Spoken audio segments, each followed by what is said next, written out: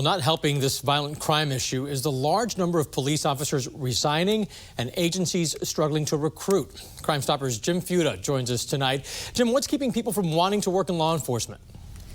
Well, I think some of it depends on the restriction of their tools as well.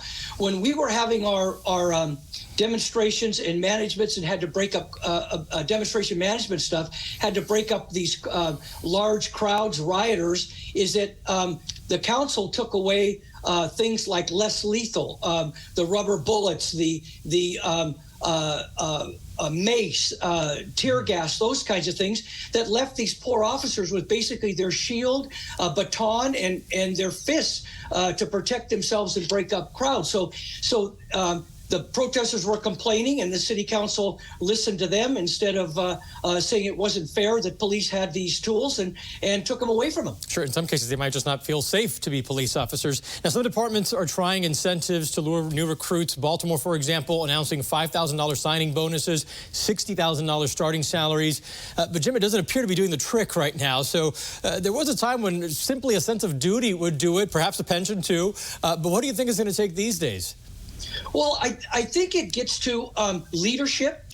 And, in any job, an employee wants to feel valued, secure, and that he's going to be protected. And especially in something like law enforcement, where even justified or not, at least they want to know that they're going to be treated fairly. And some of that has got to come back. You need support from your city government, your leaders, rather than waiting for you to do something wrong so you could be fired and made an example of.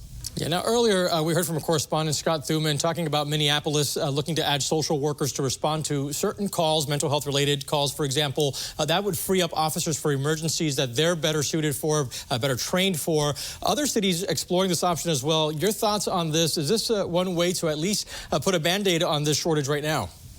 Well, here's what I find is that police have never claimed to be counselors, social workers, anything like that, but they are trained in certain skills and to help prevent violence. So any one of these calls on the street can escalate very quickly, and at least you have officers there on the scene that can triage that and bring them to those people, the social workers, the counselors, whatever it might be, and I think it leads for a safer community.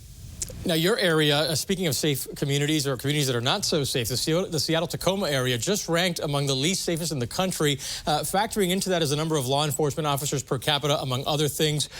Paint a picture for us of how you see crime and policing in Seattle today. Well, the Seattle Police Department is down less than or more than 400 since the start of the pandemic, and they have about 40% less officers that are capable to respond to the street from that particular time. So you just have to look at what's available. Seattle now has 20.5 officers per 10,000 citizens, and the King County and the rest of the state is a little lower at about 18.5. So we're spread pretty thin. What can you tell us about training for these officers? Do you feel like they're equipped to handle the amount of violent crimes that we're seeing, or is there more that needs to be done on that front as well as part of the recruitment efforts, telling these recruits, hey, you're going to be properly trained to handle this? Yeah, it gets up to a lot of not only the training, but once they're out on the street, what tools are they going to have, and the de-escalation thing, they have to do these certain steps, or they get punished for not following some of those when you're in that split moment's decision what you have to do, and I think it makes it can make it unsafe, and officers are not reacting quickly enough, which is getting people hurt. Sure, a tough job but an important one. Jim Fuda, thanks so much. We appreciate your time tonight. Thank you.